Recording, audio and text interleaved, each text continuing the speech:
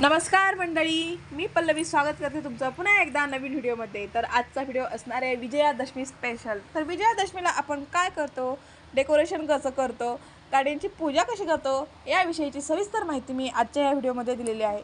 तर बघा, आम्हाला खूप उशीर झाला होता। खरं तर आम्हाला सणासाठी जायचं होतं सातारला, आणि सातारमध्ये आमच्या इकडे सासूबाईंनी घट बसवले आहेत, तर तिथे आम्हाला पाया पडायला जायचं होतं। पण येता येता इतका उशीर झाला ना, 5-6 वाजले दुकानावरून घरी यायला, कारण की तिथली पूजा, साफसफाई, बरंच काही त्यांना कामं होती। मग त्यांनी ते आपटून घरी आले। घरी येताना फुलं घेऊन आले, आणि आल्या त्यांनी फुलांचे हार बनवायला घेतले। आता बघा, त्यांनी हार वगैरे बनवून घेतले, तेवढ्यातच काय गोल्या झोपला होता, तो उठला, रडत होता मागं पुढे। मग मी घेऊन बसले, त्यांना काहीच करून देत नव्हता। मग आहे ना, आता तिथं पोळ्याचा स्वयंपाक वगैरे केलता, तर इथे मी काय नव्हतं केलं, कारण की आम्हाला तिकडे जायचं होतं म्हणून आम्ही इथे काहीच केलं नव्हतं। आता एवढ्या उशिरा मग काय बनवायचं असं ठरवलं, कारण की भाकरी करून तर जमणार नाही, कारण की आज आहे विजयादशमीचा सण। तर याच्यामुळे मी बनवलं वरण भात आणि चपाती बनवली, त्याचसोबत त्यांनी बासुंदीसुद्धा विकत आणली। तर आहे ना, आमच्या छोट्या गाडीची पूजा केली, त्यानंतर मोठ्या गाड्यांची सुद्धा पूजा झाली। आणि पण ते आम्ही कसं केलं तर ते तुम्हाला बघायचं। तर बघा, मी मागून आरतीचं ताट, पाण्याचा तांब्या, हे सगळं काही घेऊन जाते। तर तेवढ्यात ते पुढे गेले, आणि पुढे जाताना त्यांनी गोल्याला आणि वेदिकाला घेऊन गेले, आणि हाराची पिशवी, ते वगैरे सगळं काही मी मागून नेलं। तर आहे ना, गाडीची पूजा करण्याच्या अगोदर मी आहे ना स्वस्तिक काढून घेतलं। गाडी आदल्याच दिवशी त्यांनी धुवून आणली होती, त्यामुळे जास्त काही धुवायची याला गरज लागली नाही। तर नाही, ते मी मस्त स्वस्तिक काढलं, आणि साईडने हळदीच्या आणि कुंकवाच्या रेषा वाढल्यात 2-2। तर त्या तसंच व्हीलरवरती सुद्धा तसंच केलं, आणि तिकडे सुद्धा तसंच स्वस्तिक काढलं। हे सगळं झाल्याच्या नंतर त्यांनी हार लावायला घेतले। तर दोन्ही गाड्यांना त्यांनी हार लावले।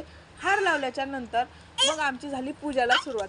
तर बघा, मी काय केलं, इकडे स्वस्तिक काढत असताना वेदिका काही शांत बसत नव्हती। गाडीतून ये जा तिचं चालू होतं, आणि गाडी त्याच्यामुळं आम्ही काही आज चालू ठेवली नाही, म्हणजे पूजाच्या वेळेस तर काही चालू ठेवली नाही। थोड्या वेळ लाईट लावल्यानंतर बंद केल्या, कारण की गाडीला चावी आत असली की ही वेदिका काय बाहेर येत नव्हती, आणि तिने चालवली तर उगा प्रॉब्लेम काहीतरी व्हायचा, रिस्क काम नको, म्हणून आम्ही काय गाडी चालू केली नाही। तर आहे ना, मी छानपैकी इथे स्वस्तिक काढून घेतलं, आणि माझं स्वस्तिक झालं काढून। आता आज आहे विजयादशमी। आता विजयादशमी म्हटल्यावर घरातील शस्त्र जे काही असेल, लोखंडाची सामान वगैरे, तर ते सगळं धुतलं जातं। तर माझ्याकडे हा लोखंडाचा टेबल होता घरातला, तर तो मी पुसून घेतलेला।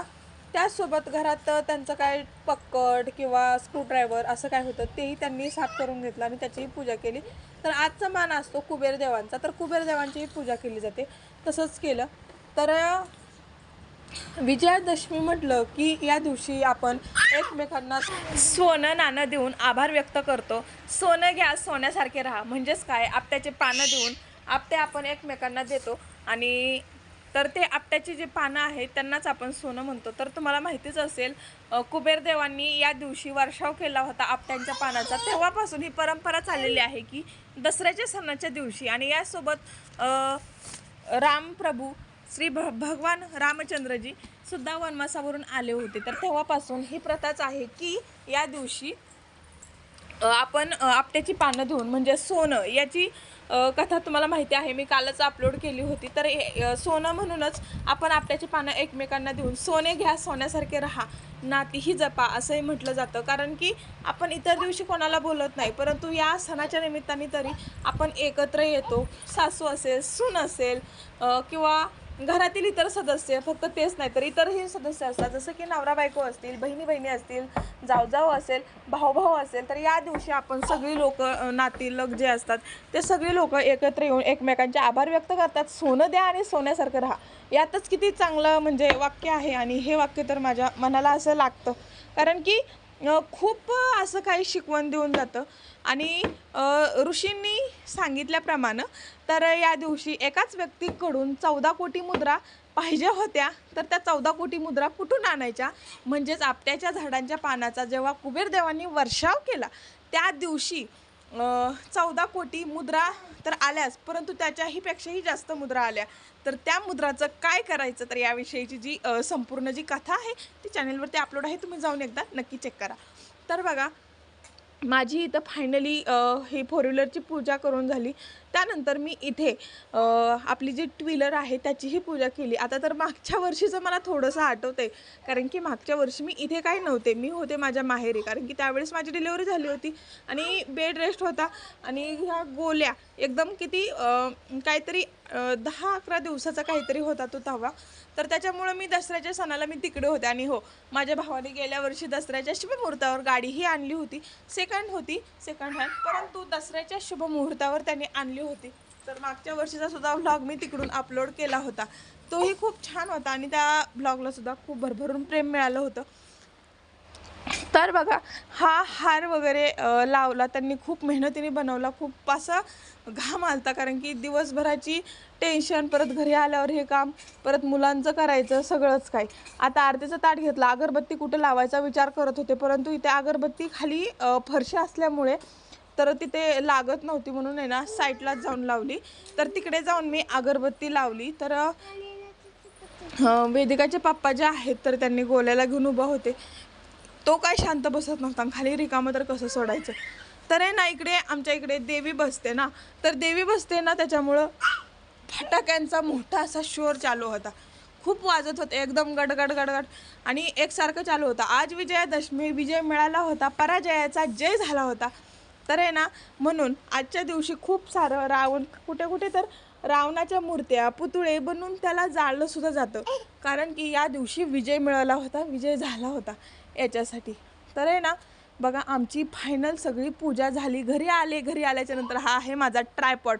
तर मी ज्याने व्हिडिओ बनवते, एडिटिंग करते, तर हा आहे माझा ट्रायपॉड. तर म्हटलं आता ह्याला तर मी खूप सारं महत्त्व दिलं पाहिजे, कारण की हा माझ्या आयुष्याचा अविभाज्य भाग बनला आहे. तर आहे ना, मी ह्याची पूजा केली आणि आरती केली. आता ही पूजा वगैरे करताना घरात कोण नव्हतं, कारण की ती वेदिका रडत होती आणि तिच्यासोबत पप्पा होते, थांबले होते खाली. घरात आले, लगेच गोलूच्या गाडीलाही स्वस्तिक काढून घेतलं, त्याच्याही गाडीची छान पूजा केली आणि छान वाटलं मला हे सगळं करून. आणि गोल्या खूप खुश होता, कारण की तो माझ्या बाजूला बसला होता. आणि मग आम्ही नमस्कार केला. आता गोलूची ही पहिली गाडी आहे, त्याच्या काकाने त्याला बड्डेला गिफ्ट केलेली. टू व्हीलरसारखी आहे ही गाडी आणि वेदिका खेळते त्याला त्याच्यासोबत. गोलू बसतो थोडा वेळ, एक 5 मिनिट, लगे कल्ल्यासारखं होतो, असं काही या गाडीचं आहे. तर बघा, आजचा जो व्लॉग आहे विजयादशमी स्पेशल तुम्हाला आवडला असेल लाईक, शेअर, चॅनेलला सबस्क्राईब करा आणि तुमचं आयुष्य निरोगी, सुंदर, सुख, समाधानी, धनधान्याने भरलेलं जावो, उत्तम प्रगती हो, हीच विजयादशमी या सणाच्या दिवशी देवाकडे प्रार्थना करते. तर हा जो गोल्या आहे खूप छान मस्ती करतोय, एन्जॉय करतोय टू व्हीलरवरती बसून आणि हे बघून मला छानच वाटणार आहे. कारण की वेदिकाही इतकी खुश होती, पण तिची चिडचिड चालली होती. तिला जायचं होतं, देवीकडे जायचं होतं आणि त्यानंतर तिला देवीकडे घेऊन गेले. आता पप्पा आल्याच्या नंतर त्यांनी व्हिडिओ बनवायला सुरुवात केली. तर ते बोलले गोल्या एवढा छान बसला, खेळतोय, तर ज्याने गाडी आणली त्याला व्हिडिओ करून पाठवायचा. इकडे आले देवघरात. तिथे आल्याच्या नंतर तर वेदिकाच्या पप्पांनी काय केलं, देवासमोर गेले, नमस्कार केला, आपट्याची पानं वाहिली, फुलं वाहिली. त्यानंतर त्यांनी एक नारळ घेतलं, नारळावरती कापूर ठेवला, कापूर पेटवला आणि ते जे नारळ आहे पूर्ण घरभर फिरवलं, जेणेकरून आपल्याला देवाचा आशीर्वाद मिळेल आणि घरातील जी निगेटिव्ह एनर्जी आहे ती निघून जाईल आणि पॉझिटिव्ह एनर्जी घरात प्रवेश करेल. याच्यासाठी हा कापूरचा जो होम असतो किंवा जे हवन असतं ते नेहमी केलंच पाहिजे. आणि ते बोलतात की आम्ही अमावस्या, पौर्णिमा किंवा कधीही नारळ वगैरे फोडत असलो तर ही आम्ही करतो. म्हटलं चांगलं आहे, करत जा. तर बघा, पूर्ण घरभर यांचं चालू आहे आणि छान पद्धतीने ह्यांनी हे सगळं केलं. तर आणि यानंतर परत देवासमोर त्यांनी कापूर पेटवला आणि त्यानंतर त्यांनी नारळ फोडायला घेतलं. नारळ फोडलं, नारळाचं पाणी सगळ्यांनी प्रसाद म्हणून घेतला. खरं तर नारळाचं पाणी हे सगळं खाली सांडलं होतं, कारण की नारळ आहे ते देवघरात असं डायरेक्ट दगडावरती फोडता आलं नाही. तर त्यांनी हातात घेतलं आणि एक वरवंटा जो आहे, जो खलबत्ता असतो, तर त्यातलं त्यांनी खलबत्ता घेतला आणि खलबत्त्याने हे जे नारळ आहे ते फोडलं.